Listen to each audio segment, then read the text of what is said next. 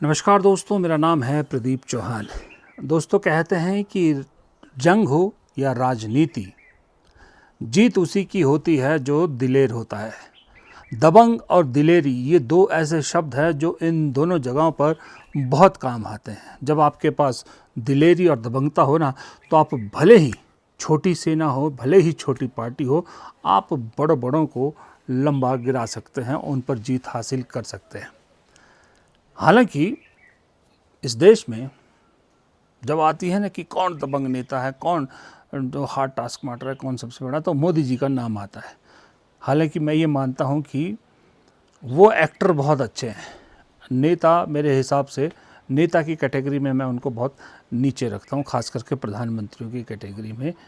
मेरे लिए उनसे ऊपर अगर बीजेपी की बात करें तो अटल बिहारी वाजपेयी हमेशा उनसे ऊपर रहेंगे। खैर, वो अलग बात है।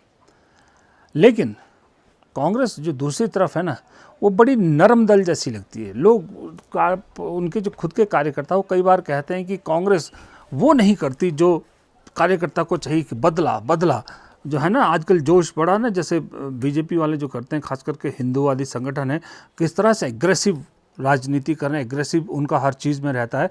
तो जो उसके सताए हैं वो भी चाहते हैं कि जब जवाब देने की बारी आए तो उसी एग्रेसिवनेस से जवाब दिया जाए। लेकिन कांग्रेस का नेचर अलग है।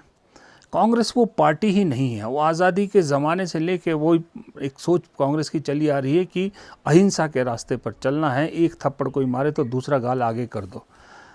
लेकिन वक्त के साथ कभी कभी चीज़ों को थोड़ा सा बदलना भी पड़ता है, और कांग्रेस में वो नेता है नहीं जो ऐसे बदलें।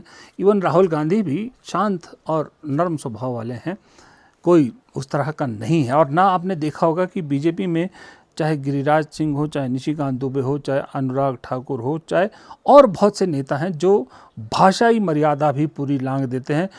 जिनके संसद के अंदर हो, सदन के बाहर हो, उनकी भाषा में एक एग्रेसिवनेस रहती। कांग्रेस में ऐसा कोई नेता नहीं है। कांग्रेस में जो बात करते हैं वो लॉजिकल बात करते हैं, और दूसरा वो मर्यादा नहीं लांघते कभी भी, आपने देखा होगा। लेकिन इस बीच में एक नेता है कांग्रेस में, प्रियंक खड़गे, जो मल्लिकार्जुन खड़गे के बेटे हैं। पहले पहचान तो उनकी ये थी, लेकिन अब उस शख्स ने अपनी एक अलग पहचान बना ली है। देश की राजनीति में वो एक अलग अपना स्पेस बनाते जा रहे हैं। हालांकि वो इस वक्त कर्नाटक में मंत्री हैं। पहले आईटी मिनिस्टर थे सिद्धारमैया के टाइम में, अब उन्हें डीके शिव कुमार ने गृह मंत्रालय का जिम्मा भी दिया है। और जैसे ही उन्हें गृह मंत्रालय का जिम्मा मिला है, उन्होंने वो काम करके दिखाया है जो आज़ादी के बाद से अब तक कोई देश की सरकार भी ये हिम्मत नहीं कर पाई। चाहे वो कांग्रेस की सरकार रही हो, चाहे थर्ड फ्रंट की सरकार रही हो, चाहे बीजेपी की सरकार रही। खैर, बीजेपी की सरकार में तो ज़रूरत भी नहीं थी, कांग्रेस की भी, यूपीए की भी सरकार में ये हिम्मत नहीं कर पाई। और वो है कि आरएसएस को कह दिया कि अपने आप को रजिस्टर करो। आपको मालूम ही होगा कि आरएसएस अभी तक रजिस्टर्ड नहीं है। हज़ारों करोड़ की संपत्ति है आरएसएस की पूरे देश में, शानदार ऑफिसेज हैं। आरएसएस के जो मुखिया हैं मोहन भागवत, आपको मालूम है, उन्हें मेरे ख्याल से अमित शाह जैसी सिक्योरिटी उन्हें मिली है। हज़ारों करोड़ उनके उस पर खर्च होता है, सिक्योरिटी पे हर साल खर्च होता है।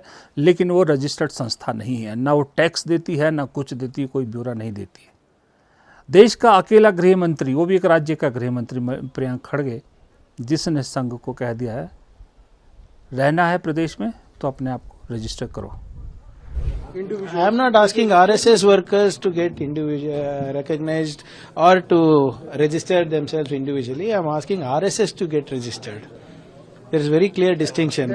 I really don't care who their members are. First, let the organization get registered. अरे जिस देश में every street vendor is registered, correct? Every street vendor is registered.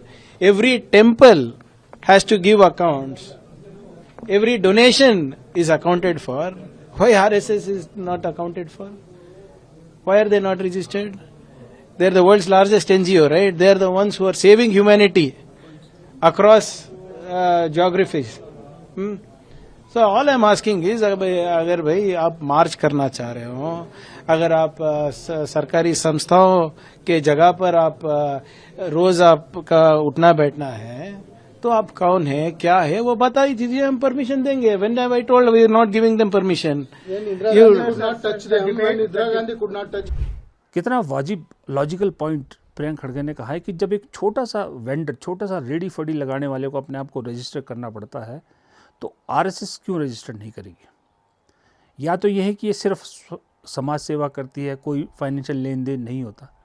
RSS में तो बहुत बड़ा फाइनेंशियल लेन देन है। अगर फाइनेंशियल लेन देन नहीं है, जैसे मैंने पहले कहा, तो इतनी सारी प्रॉपर्टी बनी कहाँ से बनी? इतने बड़े बड़े शानदार ऑफिस कहाँ से बने? जो भी डोनेशन आया, कुछ आया, कोई तो हिसाब होगा, उसके लिए रजिस्टर होना पड़ेगा ना, आपको हिसाब तो देना पड़ेगा ना।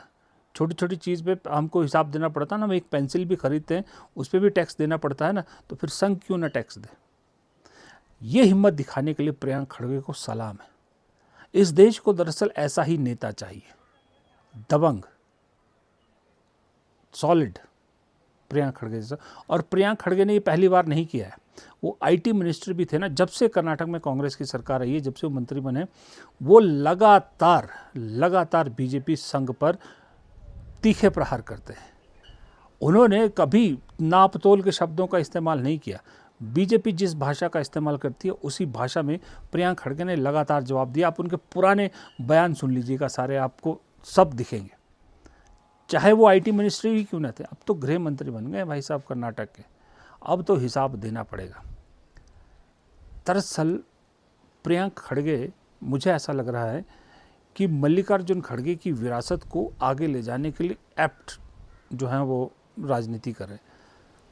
मल्लिकार्जुन खड़गे इस वक्त 80+ हैं, कुछ साल और राजनीति करेंगे, राज्यसभा जा रहे हैं दोबारा। लेकिन प्रियंक खड़गे का मुझे फ्यूचर बहुत शानदार नज़र आ रहा। मुझे कहीं ना कहीं प्रियंक खड़गे में फ्यूचर कर्नाटक सीएम भी दिख रहा है। अगर वो सीएम नहीं बनते, वहाँ अगर डीके शिव कुमार के रहते उन्हें चांस नहीं मिलता, तो कांग्रेस को उन्हें अभी तो कर्नाटक में रहने देना चाहिए। मुझे ऐसा लगता है कि 29 में प्रियंक खड़गे को पार्लियामेंट लड़ाकर उन्हें दिल्ली लाना चाहिए। स्मार्ट है, वेल ड्रेस्ड रहते हैं, वेल एजुकेटेड हैं। आपने देखा होगा प्रियंक खड़गे नॉर्मल नेताओं की तरह कुर्ता पजामा ये सब नहीं पहनते, प्रॉपर ड्रेस्ड रहते हैं, चाहे कॉर्पोरेट सेक्टर में रहते हैं लोग। वेल एजुकेटेड हैं, बहुत अच्छा बोलते हैं, हिंदी इंग्लिश दोनों में पकड़ है। सबसे बड़ी बात है, दिलेर है, दबंग है। आज के जो यूथ है, कांग्रेस उन्हें अपने साथ जोड़ने की कोशिश कर रही है। यूथ को तो ऐसे ही चाहिए होते हैं ना, चाहिए क्या? यूथ को बना दिया गया ऐसा, यूथ की भी गलती नहीं, बना दिया गया ऐसा। आप अपना बचपन या अपनी जवानी याद करिए। मुझे तो अच्छी तरह से याद है, कॉलेज ज़माने तक में दिवाली दशहरे पे ये जब भगवान के पोस्टर वगैरह आते थे, तो शिव जी, हल्की मंद मुस्कान वाले शिव जी दिखते थे, सौम्य से श्री राम दिखते थे, सौम्य से हनुमान जी दिखते थे। जैसे ही ये लोग सत्ता में आए हैं, उन पोस्टर का रंग ही बदल गया। देखिए आप, एग्रेसिव श्री राम, एग्रेसिव शिव जी, एग्रेसिव हनुमान जी, हर चीज़ में एग्रेशन दिखता है। और ये जो आज की जेनजी है, ये पिछले 12 साल में यही देख देख के बड़ी हुई है। तो इनके दिमाग में जो है वो पूरी तरह से डाल दिया गया है कि हमारे भगवान भी एग्रेसिव है। ये जो है बहादुरी और जो पुरुषार्थ है, उसको एग्रेसिवनेस से जोड़ दिया गया है। उन्हें ये समझ में, लोगों को ये डालने की कोशिश की रहा है कि जो एग्रेसिव है, या जो असली पुरुष है, जो असली मर्द है, या जो वो है असली भगवान है, वो हमेशा गुस्से में या एग्रेसिव ही रहता है, ताकि दुश्मनों को डर लगे। किसने कहा भगवान हमारे हमेशा गुस्से में रहेंगे?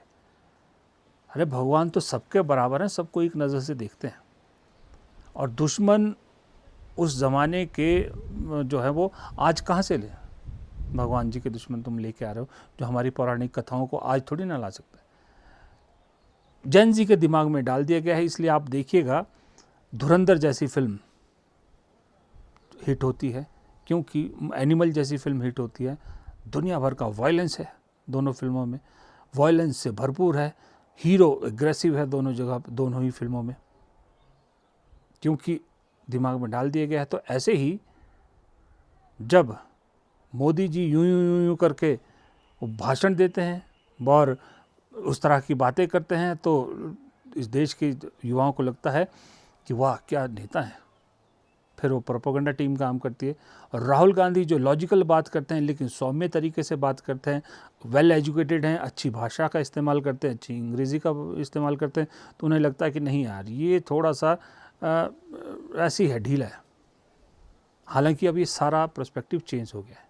इस सब के बीच में जैसी प्रियंक खड़गे जैसा कोई नेता कांग्रेस में, खड़ंग जिसको कहते हैं पंजाबी में खड़ंग शब्द होता है, वो दिखता है तो लोगों को पसंद आता है। इसलिए प्रियंक खड़गे कांग्रेस के अंदर काफ़ी पसंद किए जा रहे हैं। सोशल मीडिया पे आप देखेंगे, ट्विटर वगैरह पे, तो प्रियंक खड़गे one of the most followed और मोस्ट लाइक्ड पॉलिटिशियन है। प्रियंक खड़गे जिनको अभी कुछ साल पहले तक शायद हमने और आपने नाम भी नहीं सुना था, अचानक ऊपर आ रहे हैं। तो उनका मुझे भविष्य भी बहुत अच्छा नज़र आ रहा है। मेरी राय यही है कि ऐसे नेताओं को वेस्ट करने की बजाय 29 में ज़मीन पे केंद्रीय राजनीति में उतारा जाए और राहुल गांधी को अपनी टीम का सदस्य बनाकर उन्हें दिल्ली लाना चाहिए, ताकि सदन में ज़रा कुछ एक आदमी ऐसा हो जो खटिया खड़ी कर दे। और सबसे बड़ी बात, अगर आपकी 29 में सरकार बन जाती है, आप इस सत्ता को उखाड़ फेंकने में कामयाब हो जाते हैं, तो ज़रा प्रियंक खड़गे जैसे नेता को दीजिए मंत्रिमंडल में जगह, फिर देखिए क्या खेल करते हैं। जो शाम के वीडियो में मैंने कहा था कि हिसाब तो देना पड़ेगा। प्रियंक खड़गे जैसा नेता मंत्री बनाइए, जिम्मेदारी दीजिए, देखिए हिसाब कैसे लिया जाता है। फिलहाल इस वीडियो में इतना ही। आप सबका दिन शुभ हो। प्रदीप चौहान को दीजिए इजाज़त। नमस्कार।